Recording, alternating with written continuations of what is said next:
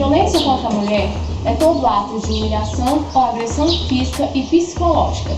Esse ato ocorre pois o agressor tem a intenção de se apossar da agredida.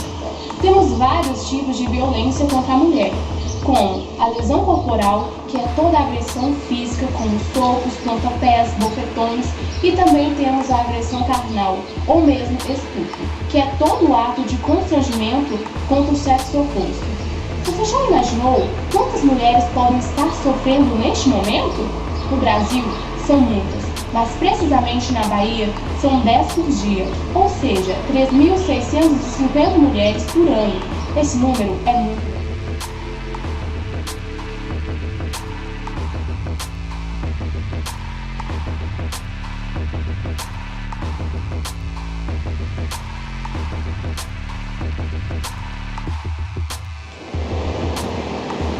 Bom, estamos aqui com o professor de gramática, Eliel de Queiroz, e queremos saber o que o senhor entende sobre agressão contra a mulher. Primeiramente, essa palavra agressão, ela é um tanto quanto corrompida, viciada em relação ao seu uso, né? Bom, nós sabemos que não só fisicamente, mas as mulheres são agredidas em máxima propriedade da palavra psicologicamente, né? Então você pode perceber que a agressão, ela não é somente de um domínio da agressão física. A agressão é também um domínio que se estende ao psicológico.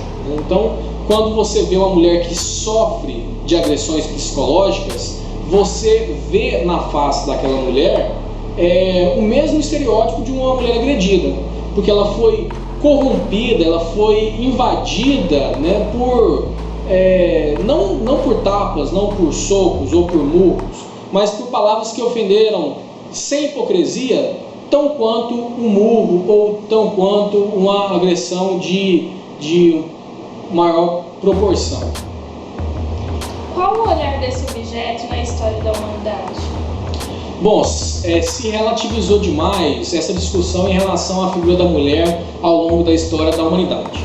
Para ser bem breve, eu queria deixar bem claro que a figura da mulher nem sempre foi colocada num patamar de fragilidade. Nem sempre foi assim.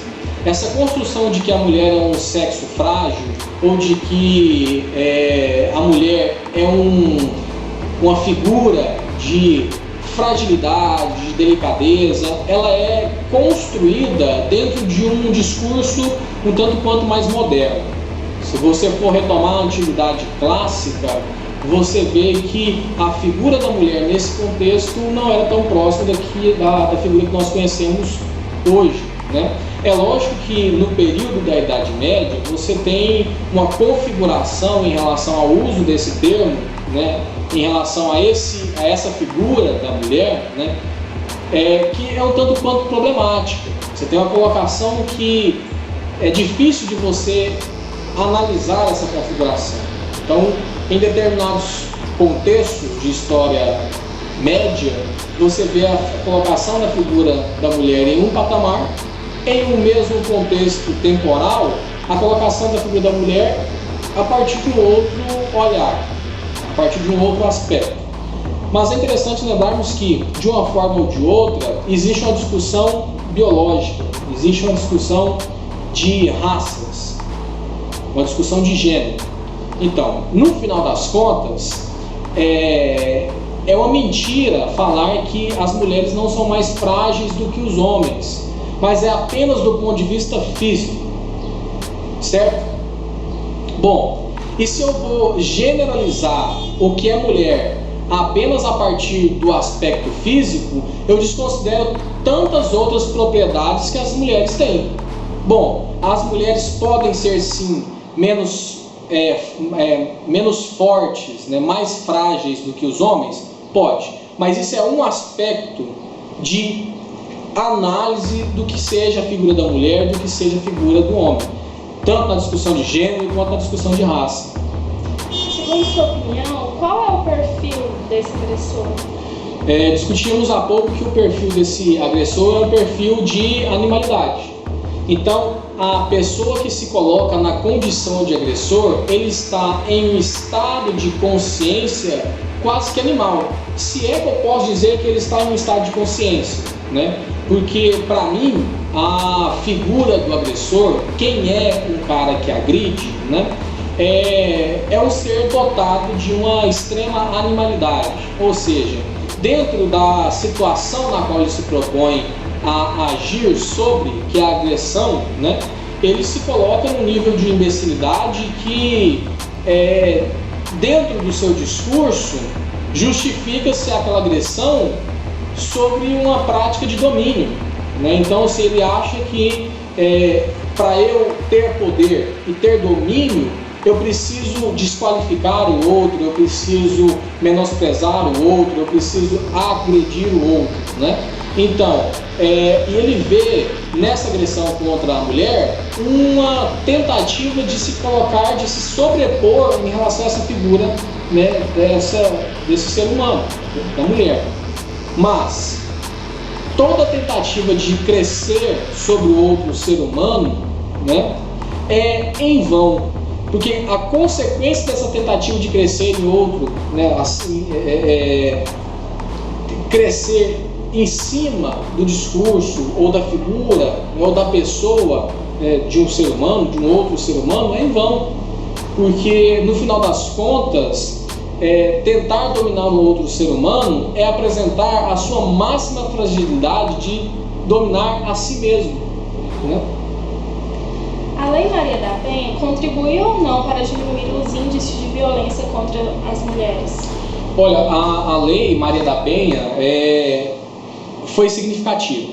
Nós não podemos desprivilegiar o mérito da lei. Mas a questão é o seguinte: essa lei, por si só, não atende às demandas reais da experiência social, né? Então nós temos uma problemática que é de ordem muito maior do que uma lei pode resolver, certo? Então o discurso começa a ser construído, né? O discurso de agressão começa a ser construído na própria família. Então a figura do homenzinho, do macho, do homem, né, ela é construída dentro do próprio seio familiar, de forma que o primeiro contato que essa criança ou que esse indivíduo agressor vai ter propriamente em sociedade, propriamente na escola, né?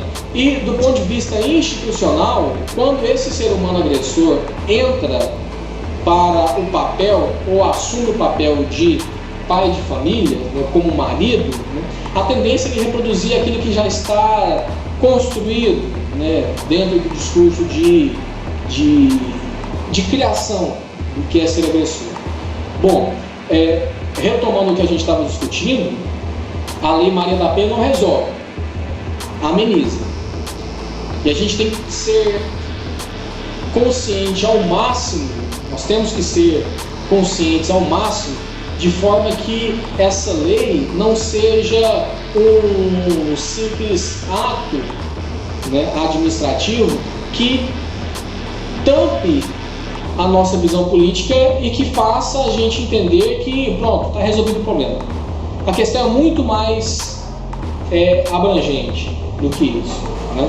A questão é muito mais problemática. Nós temos mulheres morrendo, nós temos mulheres sendo esfaqueadas, nós temos mulheres não só como a figura de esposa, mas nós temos mães sendo esfaqueadas, sendo mortas, sendo assediadas sexualmente, psicologicamente.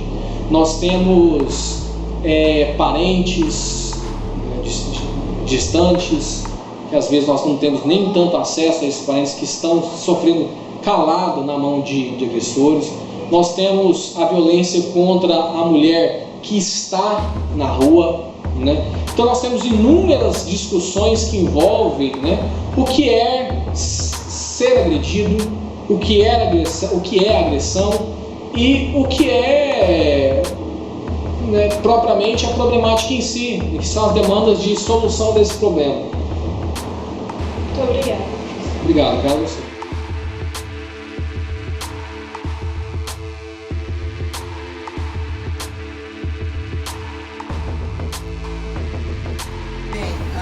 violência contra as mulheres é um absurdo. O homem, quando ele violenta, para mim ele já se torna um monstro, porque a mulher, o ser humano em si, não foi feito para ser violentado. Ambos têm que caminhar junto, eles têm que ter uma parceria, tem que ter companheirismo. A sociedade tem que ser respeitada. Então eu acho assim que quando uma mulher é violentada, é um trauma, é um sofrimento para a sociedade. Então a sociedade tem que ser respeitada, ambos os homens como as mulheres, principalmente as mulheres, que são consideradas mais sensíveis, que são frágeis. Então a violência se torna um absurdo na nossa sociedade.